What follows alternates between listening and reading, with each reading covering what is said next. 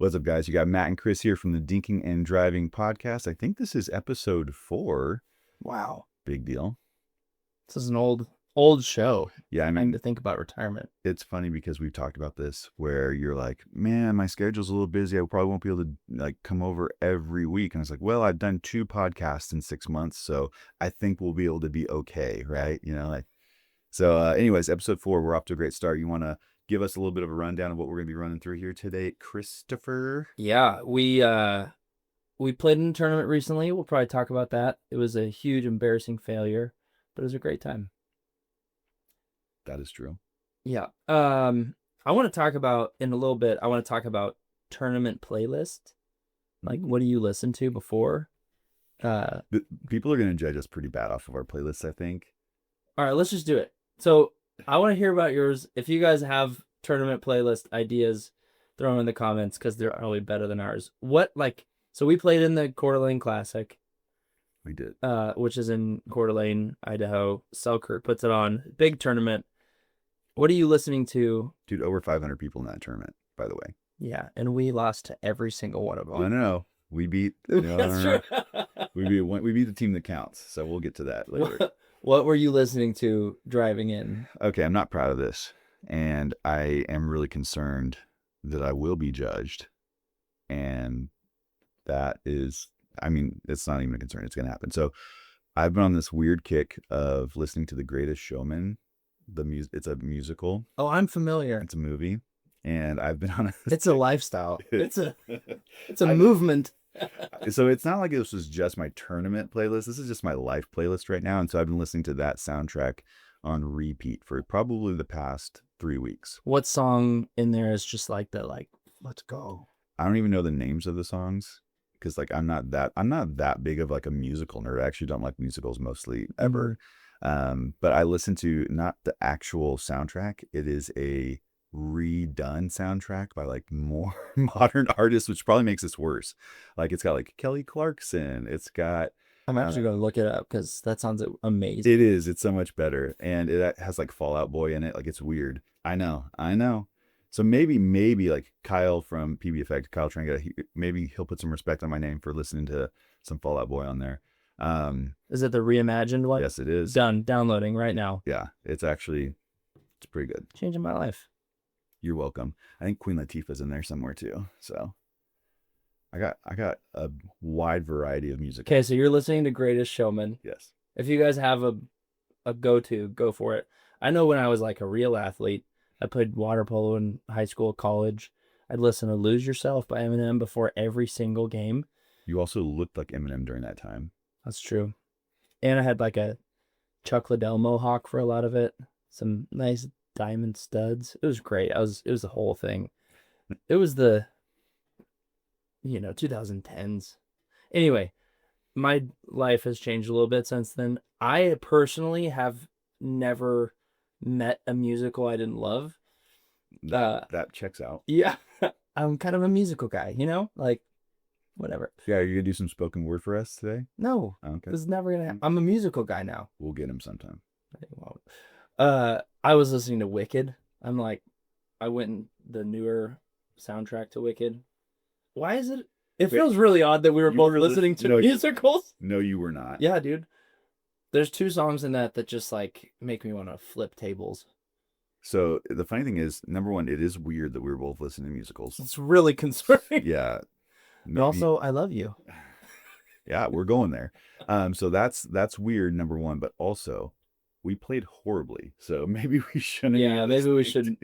Musicals. Not me belting out like in the drive-in. Yeah, this feeling emotions. This went to a place I wasn't expecting it to. Yeah. To be honest with you, because I had no idea you were gonna throw out Wicked as your. You didn't? No, I had no clue. That's good. At least it's not like, oh, that makes sense. Well, I mean, it does, but I'm just shocked. Anyway, we did play horrible.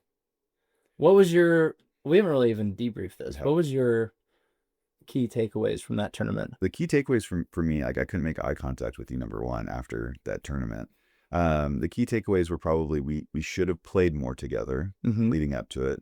One of us was very busy. I'm not going to say who. And so that probably would have helped. And I thought it was interesting that we lost to everyone we played against except the team that we actually had a plan for. Yeah. I think that was interesting. Like we literally said, okay, this is what we're going to do when we play against these guys. We know them. And we're like, I think that if we do these things, we'll come out on top. Yeah. And we did. And they actually ended up going and winning the gold medal. They won it 4-0. So it's like a silver lining of, hey, we played horrible. We still beat the team that took it all. So it's like, we obviously had the ability to take it all. Yeah. And so I'm not sure. Yeah. Is that a silver lining or is that kind of a kick in the pants? I'm not quite sure. I don't know. I feel like it wasn't. Yeah, it was disappointing. I think the first game that we played was against a team we should have probably pickled. Oh gosh, yes. And so that was a hard loss because it was like we were both real rigid and just like jittery. And yep. I was actually, yeah, never mind. There's other factors that were at play with some people that showed up. It was like, oh, anyway, that messed with my brain. We haven't talked about that. It was my dad. My dad and sister were there, and then Chris gets weird around the family. Anyway, yeah, I was like, oh, this is weird. And I feel like once we kind of settled in, we started getting better. And then, yeah, we had a plan. Yeah, I didn't have my gazebo mindset on that day. No, you did not. To my credit, I was at a youth summer camp for the last 3 days preaching and got home late the night before and hadn't been playing pickleball and wasn't really thinking about it. So I will say this. If I would have known all of your responsibilities leading up to that tournament, I probably wouldn't have asked you to play with me. That's fair. I mean, it is what it is. But I was like, I remember like leading into that, I was like, Chris and I had not played in like weeks. We played that one time, like leading up to him, like, we are not going to play well. So we're screwed. Yeah, it was kind of funny because we went into this being like, oh, we've got the ability to beat this. Like everyone in here, we could take them. And I still think that's true. Yeah. But like we just weren't. And I keep busting your balls for not being there, but I also was very busy. Like I had my father and my sister and her kids in town, and I also had Prime Day that week. So I was swamped and focused and distracted and stressed on everything else. And I'm not trying to make excuses, which I actually am kind of trying to make excuses. Not to make excuses, but the reason I'm making those excuses is to say it wasn't just you. I was, obviously busting your balls, but obviously I wasn't in a good place either. Yeah. Mentally, physically, emotionally, spiritually. Just kidding. Yeah. So it didn't turn out how we wanted. And you know what? That happens sometimes. Yeah. My DUPR still went up. Thanks, new DUPR algorithm. And I think mine did a little bit too, which doesn't make any sense, but whatever. I feel like it kind of does. So let's jump into that. That wasn't even a plan for today to talk about DUPR. Okay. I love the new DUPR algorithm change. Okay. And a lot of people are like, yeah, it's because you have a low DUPR. And no, it is not because of that. Do I have a low DUPR? Yes. Unrelated. Coincidental, 100%. But the new DUPR thing. So I brought this up before the DUPR change happened because I was frustrated when Cody and I played against Mike Hoyley and Damien, and they're both almost 5-0 players. We took them through 2 games, 8-11, 8-11. So those are close games. My DUPR, which I don't really want to say on the air right now, you could look it up, it's public knowledge, is like a 3.7 something or other, right? Embarrassing. We'll have to bleep that out. Yeah. So it's like a 3.75 or 3.78 right now. They're both almost 5-0 players. Yeah. If we're getting 8 points off of almost 5 players and they beat us both times, why does my DUPR go down? That doesn't make sense. Like I obviously gave them a really good fight, much better than I should have, and their DUPRs went up. And it's like, that does not make sense to me. If I play Tyson McGuffin, if I play Ben Johns and I take them into extra innings and they win, that should, in any algorithm, say this 3.7 player is playing a lot better than a 3.7, or these 6.5 players are playing either worse than 6.5, or, like there's no reason for them to go up if they barely beat someone that is, of a much lower caliber. So am I saying it's perfect? No. Am I saying that they have it completely figured out? No, but I think it's a step in the right direction. And then there's a lot of people who are like, oh, if you win and you go down, like, oh, that's so stupid. It's going to have all these like higher level players not wanting to play lower level players. And it's like, well, number one, yeah, you probably shouldn't be playing against them in DUPR matches, like DUPR rated matches. Play and rec play, no DUPR. But number two, if you're that afraid of going down, you're probably not at that level. Yeah. Like if you're scared the 3.7 player is going to get enough points off of you to drop your duper, you're probably not that duper. Well, a lot of those too, it's like the ones I've seen, it's like, oh, this is so dumb, or people post, especially on Facebook groups, like, oh, this is so dumb, my duper went down, and it's like 0.001. It's usually like 1/1000. It's very Yeah, small. It's correct. not like, oh, I went from a 5.8 to a 4.8. You know, it's Yeah. like, no, It's it's inconsequential. negligible. Yes. And what that will do over time is get people in the right spot. Yeah. Like if you understand algorithms, and I'm not saying I'm some kind of math genius and understand algorithms, but I do a lot with algorithms in my day job of, Amazon, e-commerce, and trying to figure out how to hack those things. But you would understand like that's actually going to be a positive thing. Yeah. That is going to get people to where they're supposed to be. Yeah. And if you are as good as you say you are, like over time, that's going to come out in the wash. Like it will. Yeah. Whereas always going up every time you win and always going down every time you lose, that is not a successful like strategy. It's not going to get people. This will be more fine-tuned. Correct. Yeah. There's more data points that it's going off of that will allow you to get to a more actual score that is closer to what you should be. I think the other side of that too, which you mentioned, is like if a lot of the replies and stuff I've been seeing on comments, and it's like, well, now I have to just destroy everybody I play. It's like, no, only in duper matches. It's not like you're playing Gladys, and it's like, sorry, Gladys, I'm a 5-0 and I don't want to go down. I'm going to just it's like, no, only in reported matches. Which you should want to do that anyway. Right. That should be your goal. If this is a duper match, yeah, destroy that human. Yeah, Gladys needs to die. Yeah, if Gladys jumped into a duper match with you, like she deserves it. She's asking for it. She literally asked for it. Body bagger in the throat. Every time. Every or your duper's going to go down. Is that what you want? Yeah.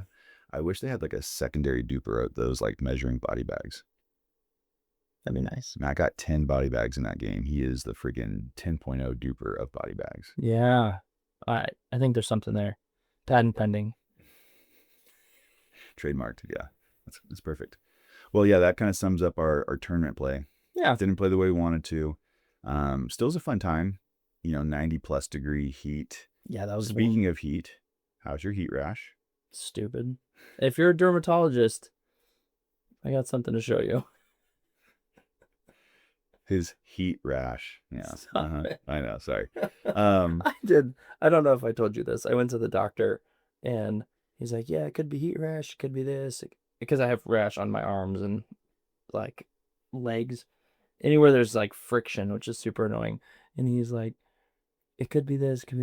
It could be syphilis. And then it's like, yeah, well, it's not that. And he's like, is it possible you could have syphilis? And I was like, no, it's not possible that I could have syphilis. And he like kept getting quieter. I'm like, it's just us in here, bro.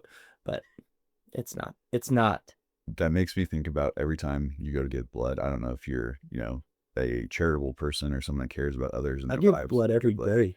Every day. Leave it out in the courts. Yeah. When you go give blood and ask you those questions like, have you ever done drugs with a homeless person? Like all those things. I'm like, no. And then asks you like in a different way the same question. Do you not believe me? Yeah. Like, what's it? Have you ever been with someone who didn't have a place to live and you were doing things that...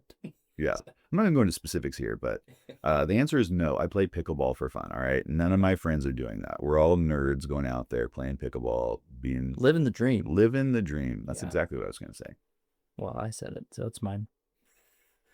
Okay, so we got to do something cool. If you remember this, on last week. I think I could probably remember that. Do you remember? I think I probably do. It was 5 days ago, as of this recording. Oh, wow. Why don't you tell the people? They're dying to know. It was crazy. It'll blow your mind. Yeah, so Selkirk, the largest pickleball company in the world. We are pickleball. And they are pickleball, and they proved that this week for sure. Invited a bunch of influencers, creators, reviewers, whatever you want to call the whole slew of people, as well as a couple of pros, out to their headquarters to do a tour. This is the second one they've done in like the past 2 months, 3 months, which this was the better one. Sorry to all you guys that went to the first one. Yeah, who goes to the first one? And they worked the kinks out in the first one. So this is the second time they did that, and they basically said, hey, we're gonna have you out for a couple of days. We're going to show you some new technology. We're going to give you a tour of our entire facilities, not facility, they have multiple. And then there was a special treat that we also got, which is a part of that new technology piece that we can't speak too much about, but we can say that we got to test out the new BoomStik. Not only did we test it out, they gave each of us a BoomStik paddle. I'm not going to show it to you, but Ooh, it came in this freaking cool briefcase. so cool. So it looks like you're carrying a small rifle. I just carry that briefcase around all the time. I started putting my laptop in it. That's a good idea. So yeah, we got to hit around with that, play with that, do a tournament with that called the Boon Tournament, which was fun. Yeah. And we have some good clips from that I have not submitted to Selkirk yet for approval, but we will hopefully get that out here in the not so distant future and go into more depth and detail on that paddle once the embargo is lifted and we're able to speak about it. But on this podcast, we can talk about first impressions. We can talk about our time there. And so I'll let you kick it off because... Well, we'll do like a longer episode with Dinking Donuts, talking through a lot of the details. Some of the people probably can just totally gossip about everybody. Oh, my favorite. Yeah, paddle, it's super powerful. I'll say that. It lives up to its name. The BoomStik. So powerful that I couldn't control it. The BoomStik is BoomStik. Dude, that was actually the funniest thing. And here's the thing. I can't control anything. So it's not a surprise when you put the BoomStik in my hand and I'm just launching balls. But you're a control guy.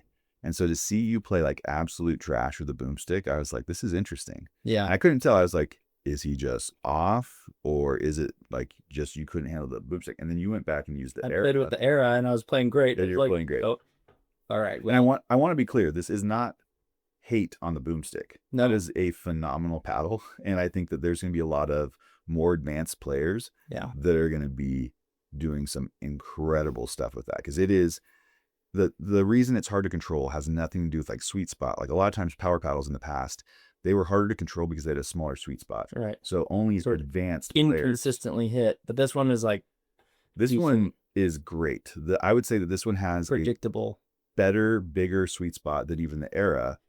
The issue that people struggled with is it is so powerful. So in the one day that we were there, it would take some really fine tuning to understand that paddle. And so I think that if you gave either of us a couple of weeks to just hit that and again, get out of our own mind about being like, oh, I need to win games, and just like work on honing in that pop and power, I think it would be a phenomenal paddle. Yeah. So there were people there. There were some pros. Kyle, that pickleball guy, was there. Yeah. Audrey was there. You had Shay Underwood. I don't know if Shay's a pro or not. Is he a pro? No, he's not. He's just he's pretty good. Like, he's very good. Yeah. Pretty good. He's way better than me. Yeah. Ty was there too. Pickleball Playbook. All those guys were there.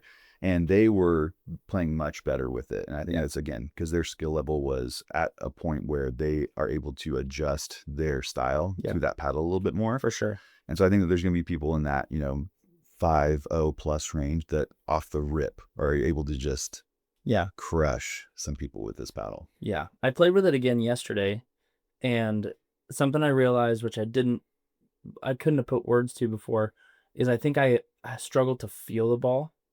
And there's some of the core stuff that we'll talk about once it kind of gets released. But I was like, I think that there's a sensation in my hand or a feel to the ball that I didn't have that would help with control. But I feel like skill level wise, it would take some practice. But I feel like that once that gets locked in, that paddle is going to be pretty filthy. Yeah. And I thought it was great.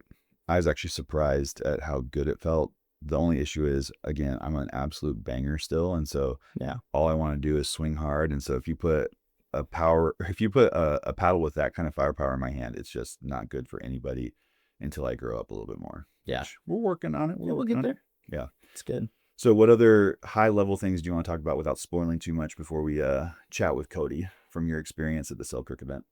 I think that's good. We'll do a whole walkthrough of the experience and stuff with Cody. Well, and we also, another thing, so we'll talk with Cody, but we also did interview, it was Rob and Mike. So the co-CEOs, two of the three brothers that are, owners, founders of Selkirk. And so we'll have another podcast where we release that. And I think also they were great. So that was one thing I wanted to touch on. Yeah. They are phenomenal people. We've said this over time. I'm not a Selkirk shill by any means. If anything, I've been more critical their paddles and like their shoes and things in the past. And this was such a good experience to see those guys. Like, number one, I already knew they were great people and wanted to support them, but this like confirmed it. And not only in my mind, there were other people there that were like, wow, these guys are legitimately different. Like they're different than any of the other people that we've talked with. And that's 100% true. They are really great people. But not only that, now they're coming out with these paddles that make me not have to be overly critical of what they're putting out. So I'm stoked on that. It's like I can finally support them in a way that I want to without feeling like it wasn't warranted. So before I was like, I want to support you, but these things, they don't fit my style. And so I just felt like there was an integrity issue if I was going to be like, oh, Selkirk. But now I'm like, no, these are great. These paddles are phenomenal. They're making best in class paddles in my opinion. And so the future is looking bright for me and Selkirk paddles. That's what we've been waiting for. That's good. No, it was a great day. Super thankful. And it was cool to, well, I don't know when we'll release that, but someday, which will be cool. Someday. You just keep refreshing until it's there. We've been hit with a couple other paddles, and I don't think, besides one, we don't have a ton of like in-depth reviews. But first impressions, let's go. We both got the Carbon TruFoam 4, which is their new shape of the Carbon TruFoam that they just released. What were your thoughts, kind of based on just the gameplay you've had? So it's funny. I had hit the Carbon TruFoam 1 and 3 previously, and I hated them. I remember when they came out in January, I was like, these are dumb. Foam sucks. I hate this. I couldn't hit them for anything. And so I didn't have high expectations for the 4. And literally the first couple of games that I was hitting it, I was like, this is phenomenal. Like, it does have a more muted feel because it is all foam. But for whatever reason, I love that. Like, I was hitting better. I can swing hard. And I would call the TruFoam a all-court paddle. I wouldn't say that it's like overly powerful or poppy. And that plays really well with how hard I like to swing. So like the first time I played with it was, I think, at a open like social night. And so there was a bunch of games going, had a lot of, King of the Court stuff. And I was ripping my serve and it was consistent. I know everyone over here from the Selkirk thing's like, oh, sure it was, Matt. Consistent. Yeah, consistent. No, it was. And it was phenomenal. I was like, okay, it's not as... Kyle and those guys were all like there was like probably 10 minutes where they were just like making fun of Matt during one of his games. He's playing and they're all just sitting there like chirping. The old men from the Muppets just chirping off from the side.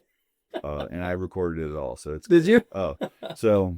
I don't know if you guys know this, Kyle, Brian, but I had a 360 cam running. And so it records my game, but it also records all these dudes just chirping in the background. So it was pretty funny. I can't wait. I can't wait to see what kind of crap they're talking when I'm not there to defend myself. Yeah, they were just talking. I mean, it's all true. Very entertaining. Yeah, it was all true, I'm sure. Yeah. Well, and that's something. So we'll get back to the Carbon TruFoam. I was probably most surprised by Kyle as a person there. Like, he was super down to earth, super friendly, super fun. And, he was my partner in the tournament, which we did not win. And if he had tried, you guys would have won. No. So here's the thing. It is his fault, but it's not because he didn't try. It's his fault because he told me to just swing away. So, I mean, no. We played you guys in the first game. We beat you. Yes. Shay and I knocked us out. Correct. I didn't. Shay knocked you out. Yeah, that's correct. But the Kyle, who is like a legit pro, was on PPA. Now he's APP mostly. Very good. Very good.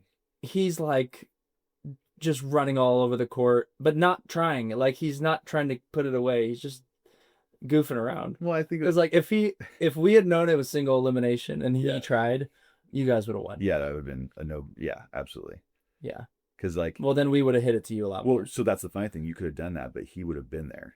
You would have just been able to. He's just doing the Ben Johns mixed doubles. There's mine. Zero shot we would have lost that tournament. Yeah. If he was actually trying, and if we would have known it was single elimination. I will say, we played that game, which I didn't play great, and then I switched to the Aireo later in the day, and I played him, I think 1 or 2 more games. He couldn't return my backspin. I hit probably 5 backspin returns, and he couldn't get him over the net. Mm, And I believe you. he came up to me. No, he came up to me. He was like, dude, I've played everyone. That's a ton of spin. And so it kind of felt like a bodybuilder coming up and being like, dude, your biceps look great. Well, Like, and so thanks. I have to admit this to you. I actually went over to him and was like, hey, Chris is kind of in his own head a little bit. Can you go like pump him up, gas him up a little bit? No. He was like, I got you, fam. No. I wasn't in my head. I know. You were in your head. Not You by were then. totally- By then, I was like, this game is stupid. I'm never playing again. No, I didn't say that to him. Those were genuine statements from Kyle's heart. I know, because he couldn't get it over the net. It was great. And so I'm like, okay, I beat a pro, which I didn't. Shay did. And he wasn't trying. And he can't get my returns back. Dude, I'm great. I don't have to win some stupid 4-0 local tournament, you know? Like, I'm great. I have value. You do sometimes. Anyway, Carbon TruFoam is your serves were going in. That's what you were saying. Yeah. And so here's the thing. I also feel like with that shape, and again, I don't have a lot to compare it to with the other TruFoam shapes because I played with them briefly and was like, oh, I don't like these. But now I'm like, maybe I would like those. But anyways, the 4 is a hybrid shape and it's quick. It's a lot lighter. A lot of the other reviewers have talked about how it is much lighter than the other paddles. And again, I can't speak too much to that, but I can say that it feels pretty quick in my hands when I'm at the kitchen. So yeah. I feel like I'm getting better in hands battles. I feel like I'm placing the ball better. I just have more consistency with it. And so I'm a big fan. That's cool. I made a short review and a spider landed on my neck, which was not cool, but oh yeah, I forgot. Yeah, sorry. You're in freaking spider danger zone. Yeah, dude. They're all around us.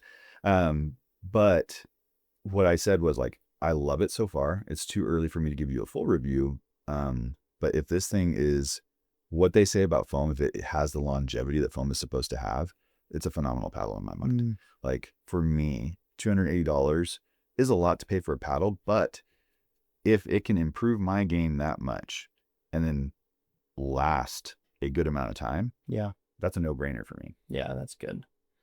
Yeah. What'd you think? I've liked it so far. I've hit with it, I think 3 times, so not a ton, but it would be a first impression is like, I felt pretty poppy to me, but I got that, not like the BoomStik. It was like, oh, I can dial this in pretty easily. But it had good pop on it. I felt like the spin was phenomenal, which is what I rely on that a ton. And so that was like, this is a great, because it's foam, I expected it to be lighter than it is. And it wasn't. It was heavier than I expected, but I don't have anything to compare it to. This was like the first all foam paddle that I've ever hit. And so I didn't really use the 008. Oh, so you never hit the 008? Maybe like 4 swings. Okay. At some point. It was I borrowed Nate's for like just a couple swings. And he has that thing so like triple gripped and it's not stock. I would probably with the TruFoam, I would probably use that more consistently. I'd probably want to weight it a little bit just to give it a little bit more stability and plow through, but overall I really liked it so far. It's only been 3 sessions. We'll see how it holds up.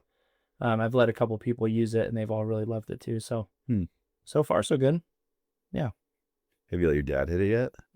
What did he think about that compared to his Ripple? Yeah, he has a Ripple.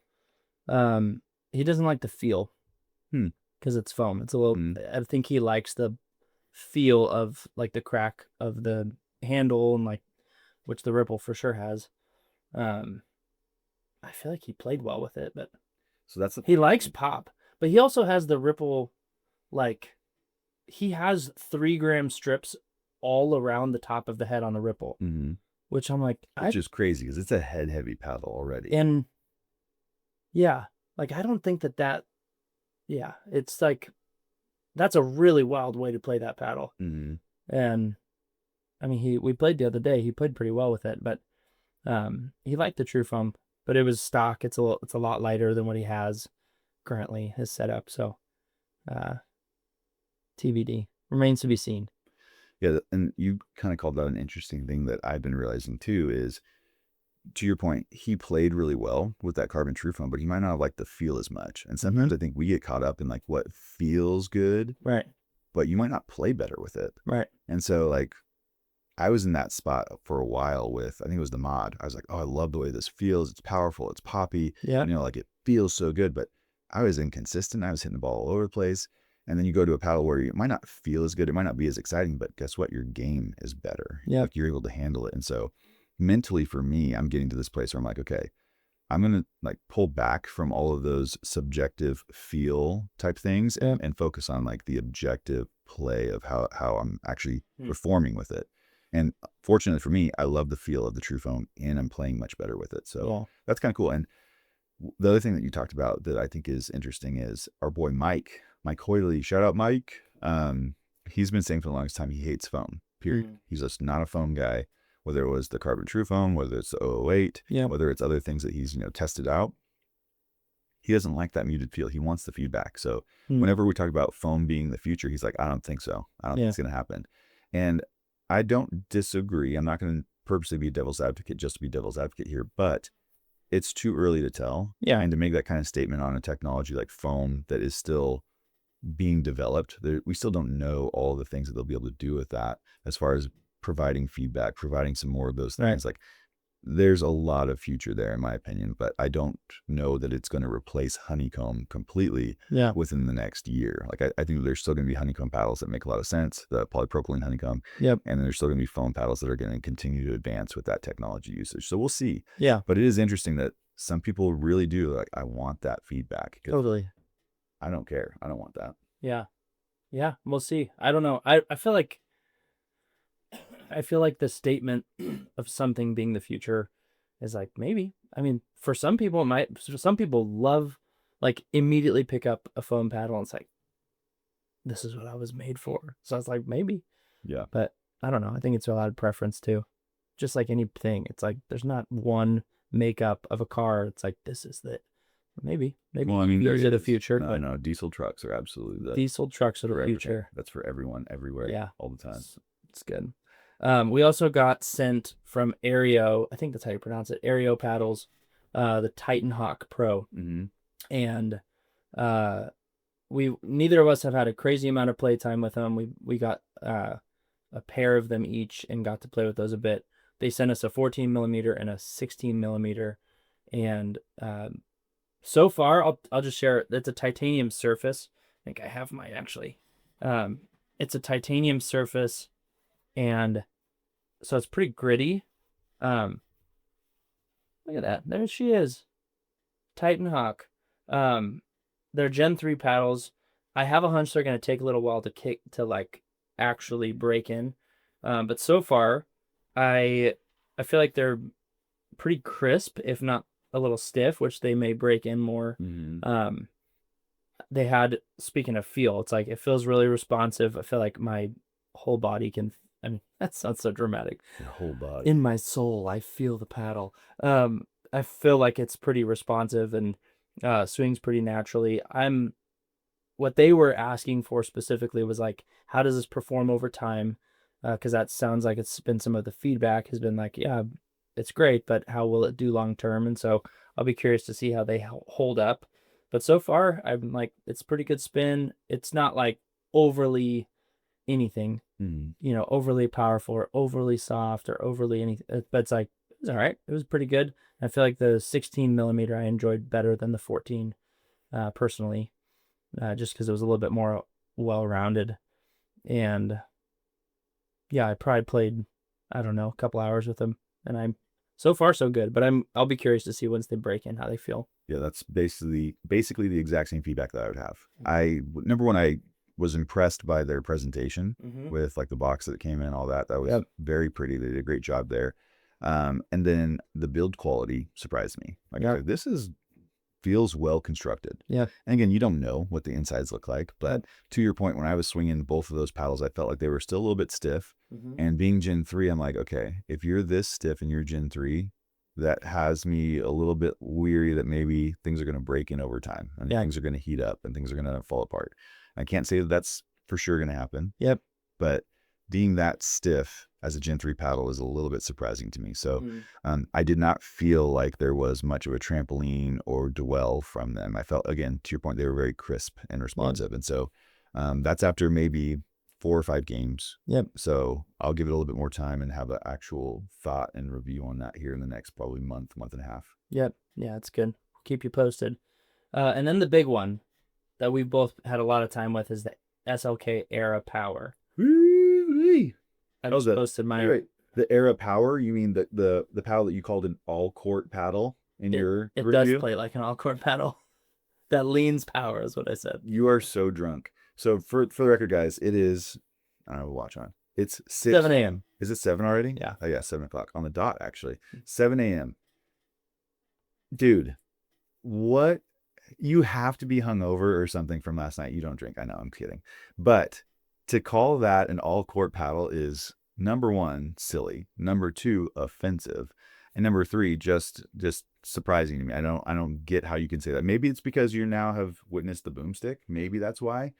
I can't think of why you would call that an all-court paddle. So here, well, actually, no. I have my bag right here. Here's why. Here's why I think.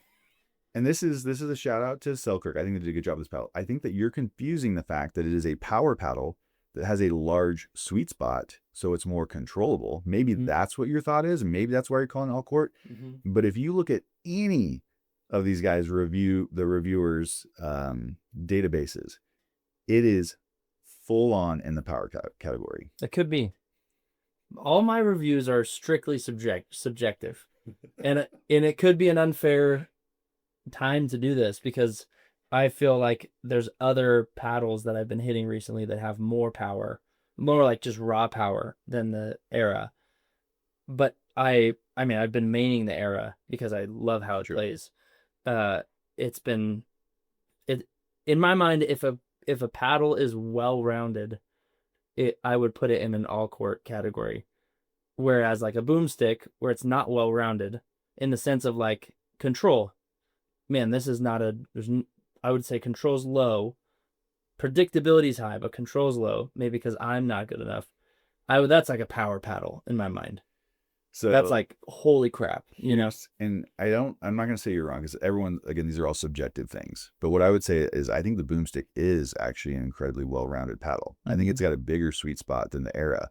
The issue with the BoomStik is that it's so poppy that is what will throw you off. But that doesn't mean that it's not a well-rounded paddle. It just means that it's a power paddle. Yeah. That also has a great sweet spot. It's still, I'm going to call it light. I don't know if I'm allowed to say what mine weighed or not. I won't say it just in case, but you just bleep it out. It was beep, yeah, beep. Yeah.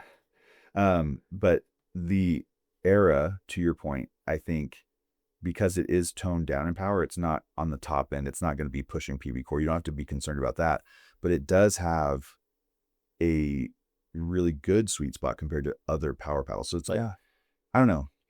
I think to be a power paddle, you have to have a certain metric of firepower, which, John Q, all those guys, they have their firepower metrics.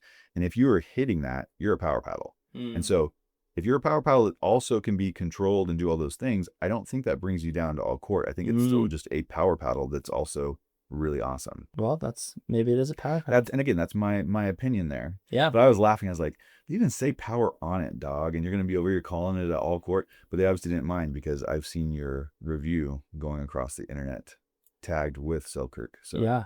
And like, here's a good comparison.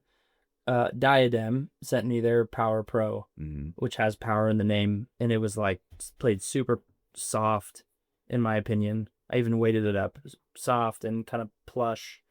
And it was like consistent, but not. As I'm hitting with it, I'm like, wow, this is not a powerful paddle. Yeah. And I didn't have that experience with the Era because I'm like, dang, this is actually, it has more because I had been with the Lux, the new Lux. And it was like, this is way more power than the Lux has. Yeah. So does everything. But I think with that jump, it's like, okay, this is definitely powerful. But then I go to other paddles that I'm testing and it's like, it's not quite as powerful as some of these other paddles, but I like playing with it better because it feels like it's more predictable. And it works more with my style of play, which I guess I would internally go, I am more of an all court player. I'm not so. Yeah, it makes two of us. It's so true. Yeah. Maybe you should start playing with the Lux. Oh gosh, I've tried and I would pay not a lot, but I'd pay a little bit of money to see that. So here's the funny thing about that. I actually play well with the Lux, but it's the feel thing. It's like, I'm swinging as hard as I can, and it's like going, but it's not going. And so like that gets into my own head, but I actually play really well with it, and I do like it. I'm probably gonna buy one for my wife. I think I said that last time too, and still haven't done it yet. But what we just uncovered right now in this conversation is probably why there's value in some of these reviewers putting these objective, measurable things together, because I don't think for most consumers, oh, what's the twist weight? I don't think that matters most of the time. But when you're having a conversation like this and trying to define things, I think that's where those objective, measurable, indicator things can be very beneficial just in conversation. Because again, like I said, if you look at the stats on the Aireo, it is definitely a power paddle, but it might feel a little bit more all court to you because it is so good at all of those other things as well. For sure. So it's so good it's confusing. Kind of like SLK Aireo. So good it's confusing. Yeah. It's gonna just blow your mind. You won't even know what to do with it. No, I would agree with everything you said. It's not my main paddle, and you want to know why? Why? Because it's too powerful. It's too powerful. Yeah, it has got a little too much for me, and so my consistency dropped with it. And again, I will still say, like, when that paddle came out, and I made a quick little first impressions video on it, I was like, this is a no-brainer. If you're looking for a power paddle, like at that time, and still because the BoomStik's not released, that paddle is a no-brainer in my opinion. Yeah, it is one of the best power paddles that also has those other all-court features. Yeah, it is much more controllable. It is a Gen 3 technology that also is showing no signs of breaking down. Yeah, we have some really, really hard hitters out here using it as their mains and just putting that thing through the ringer, like abusing it, and it's standing up. Yeah. So like that's impressive to me, especially with Gen 3, because a lot of those would have already core crushed, would have already fallen apart, and it's not. So I'm a big fan. Yeah. And at the price of $200, I think that's a fair price for a Gen 3 paddle that also has, is it a 6-month? It's either a 6-month or 1-year warranty. I'm not quite sure off the top of my head, but probably one of the best warranties in the game for a Gen 3 paddle. Dude, I've been super impressed. Mm-hmm. And I didn't know how it would play. Yeah, you're right though. It's like, it is subjective. Most reviews are, if they're feel-based or like, hey, here's my experience, it is subjective. Yeah. And it's helpful to have numbers to go, hey, here's the RPMs, here's the twist weight, here's the swing weight, if you know what those things mean and how to read them. And yeah, you know what it kind of reminded me of? You let me, for a while, use the Bread and Butter Invader, which I don't know the makeup of that, like the core and technical stuff on that. It reminded me of like a beefed up version, because I remember when I hit the Invader for the first time, it felt supernatural. It was like, this is exactly supernatural, aliens, nice. Yeah, this is so good. It just comes out of my mouth, and it's like, it's just brilliance. Anyway, jealous, accidental brilliance. I remember playing that for the first time, being like, this is exactly how what should happen when I do this shot. This is exactly how it should go. And that's how the Aireo felt, just with more of everything, basically. Yeah. Which felt really great. So I'm big fan. You just got the Matt and Chris double thumbs up of approval. Well done, Selkirk. That's probably the first paddle that I would like highly recommend from Selkirk. Yeah. And it's $200.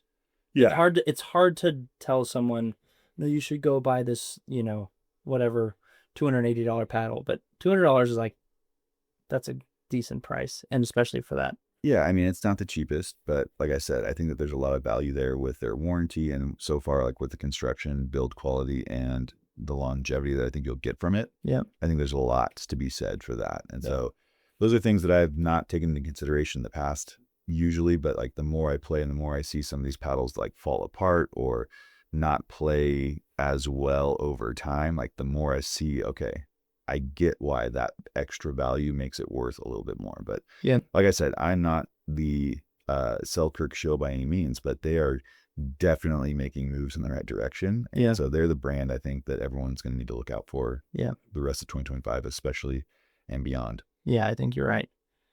Cool, man. Well, let's wrap this up. It's been almost an hour, and it's been a great time. You know what? It has. Thanks for joining me in the spider-filled RV that is our podcast studio. Yeah, I'm really glad I didn't think about that before I know. I was gonna warn you about it, and I'm like, I'm glad I didn't. But it was over here. Don't worry. It would have fallen on me again if it had Perfect. family. Yeah, if its family's looking for revenge, because I stomped the crap out of it. But anyways, yeah. Thanks for coming out, man. Yeah, man. This has been fun. Excited for episode 5. Which who knows when we'll record it. But yeah, thanks for coming out. This was good. And yeah, y'all, we have a lot more coming out. Like I said, we have a podcast with the Selkirk CEOs. We have some more reviews that you should be looking out for on some other paddles that we didn't mention today. And yeah, lots of other fun stuff coming down the road. Beautiful.